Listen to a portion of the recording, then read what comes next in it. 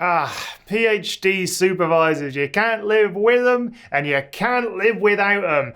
A PhD supervisor will dictate the entirety of your PhD, how easy it is, if they're going to allow you to finish on time, how much fun you have along the way, and whether or not you develop as an actual scientist. All of these are directly related to your supervisor. In this video, we're going to go over what signs there are that you have actually got a bad supervisor. And the first one, I think, is that they are constantly unavailable. Now, there are different levels of availability. I've had a variety of different sort of access times to my supervisors. Some of them, like regular meetings. I love regular meetings. Some of them have an open door policy. Sure, come on in whenever you want. And others just have this really haphazard way of being away from their desk or away from the university on a sabbatical whenever you really, really need them. Now, that's not to say that, they should always be around. That's not a model that's necessarily right for everyone. But having a 10-minute chat is always a really good way of freeing up the rest of the day if you've got an issue. Now, I am a person who can easily waste an entire week worrying about one problem and not making a decision. I'm much better these days, but I used to tell any students that I supervised, just come and see me, even if it's just for like a quick 10-minute chat. Like, if it's just, I need to do this, but I don't know where this is. And sometimes it's the silliest of things, like, I don't know where in the lab you store this, or where do I dispose of these chemicals? Like, all of those little tiny things can really get in the way of progress. So having a PhD supervisor that is not open to incidental chats in the hallway or a little cup of coffee every now and again, it really does impact the progress of a PhD. If you don't have a supervisor that offers that, you need to find someone that does, a postdoc, a senior PhD student in the lab, just so you can tackle those annoying little questions as they pop up. So unavailability of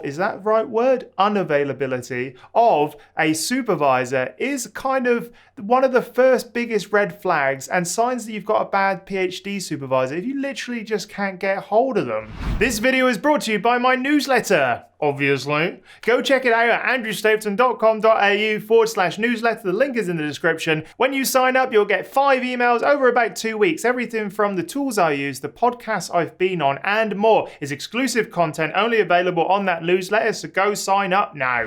Before I continue, I just want to say that a bad PhD supervisor for someone isn't always a bad PhD supervisor for someone else. I have seen completely hands-off, unavailable PhD supervisors be really successful for a certain type of student. And on the other hand, I've seen micromanagers, people that just cannot let control of anything go. I've seen them be really successful with a certain type of student. So you really do have to match the style of supervision that you really like with the style of supervision that most supervisors kind of find themselves falling into. They have one or the other, and it's very rare to find someone that is a very good broad spectrum supervisor for a range of students. All right, now that brings me on to my second point, which is if the PhD supervisor has a load of lingering late stage PhD students, you start to have to ask yourself, why?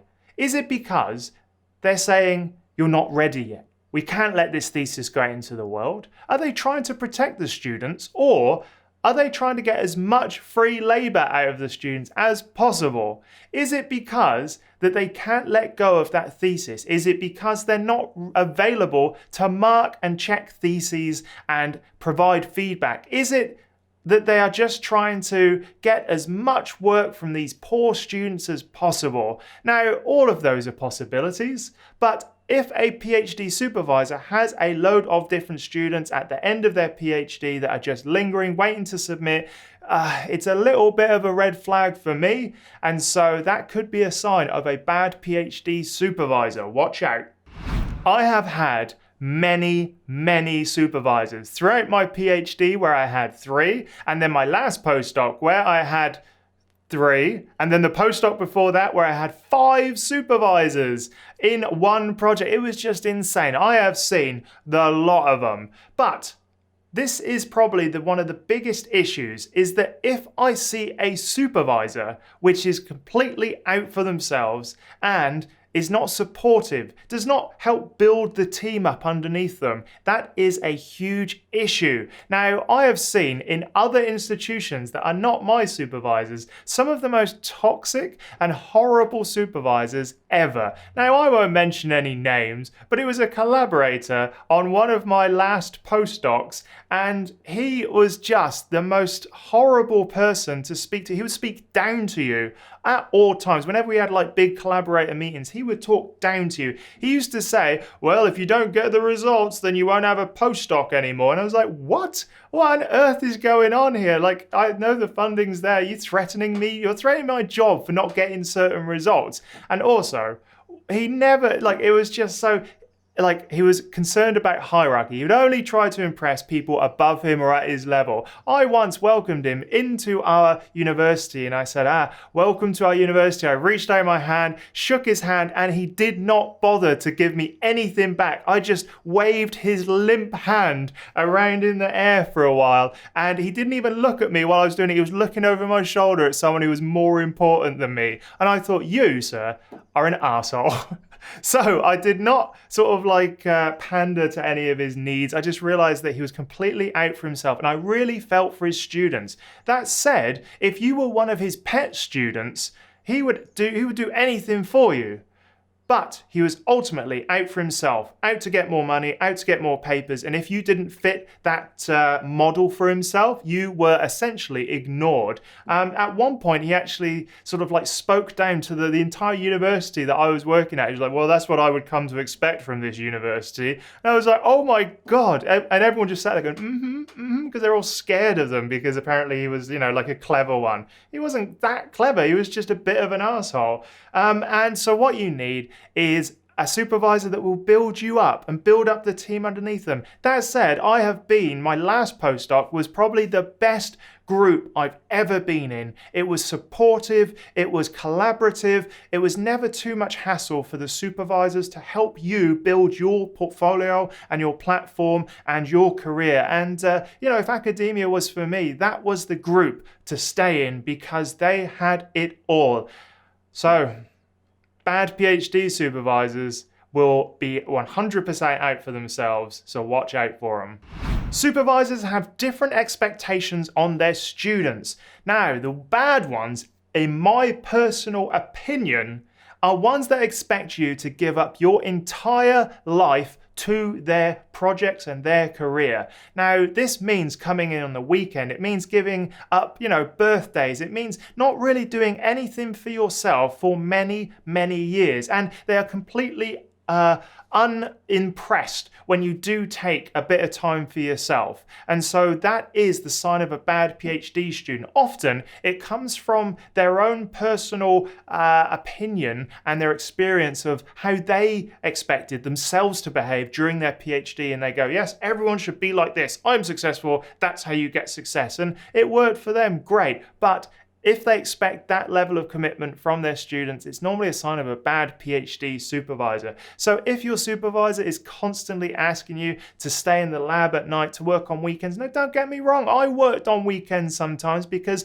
the research required it. And I gave a little bit of time, I took a bit of time, it's all about that. But if they're like, no, you are here all the time, or you're here in the lab until midnight, that's probably the sign of a bad PhD supervisor. Throughout my time talking to supervisors and other professors, some of them are incredibly rude. Some of them are so rude that it often takes you back and you're like, oh my, how are you able to get away with this? Now, I am one to really stand up to these sort of comments and these behaviors. And throughout my PhD and postdocs, I would always call out bad behavior. Even with the guy with the floppy hand, I said to him, that's the worst handshake anyone's ever given me. And he grunted and moved on, and that was the end of our interaction. But I will always call out rude behavior because a lot of times I feel like they get away with it because no one will just go, oh, that was pretty rude or that was uncalled for. I've heard loads of different remarks about different supervisors from other supervisors. So if they are encouraging toxicity, if they are talking about other PhD students behind their backs, that's their modus operandi. Look at me using Latin. That is the way they act, and they're doing the same thing about you as well. It's just one of those things. So if they are constantly talking about other people's research and how bad it is, or other people in the department, or they're complaining to you about other PhD students, they are just a very bad PhD. They are not a leader. They're definitely not a leader. They are someone who has been thrust into a leadership position and they are flailing and struggling. So yes, rude and toxic behaviors, if they encourage that in their group, it is a bad PhD system and supervisor. Being a PhD supervisor is not an easy task. You have got loads and loads of commitments. You've got commitments to the universities, your students, your own research, the grant funding bodies, and everything else that the university just decides that it's now your job to do. And micromanaging in today's busy, multifaceted academic environment leads to burnout from everyone, from the supervisor all the way down through. If they are micromanaging your research and what you're doing, and they're not able to delegate different things to postdocs, to research assistants, to PhD students, it's going to ending in a load of tears from somewhere in that academic pyramid, not pyramid, you know. It will lead to burnout. Now, one of my ex-postdoc supervisors would fall asleep when I was talking to him.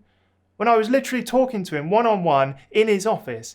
And that's because he was a massive micromanager. He would send emails at 2 in the morning, 3 in the morning. He wouldn't expect a reply, but that's just how long he was working. And that's because he couldn't delegate anything. Now that led to him really not being present for certain meetings. It meant that he was not really able to commit to giving me valuable information regularly. He wasn't there for me because he was always just so super tired. If they are a micromanager, and like I said, you know, maybe you could get away with that in the olden days when academics just had bow ties, mustaches, and a firm fist to smash the desk.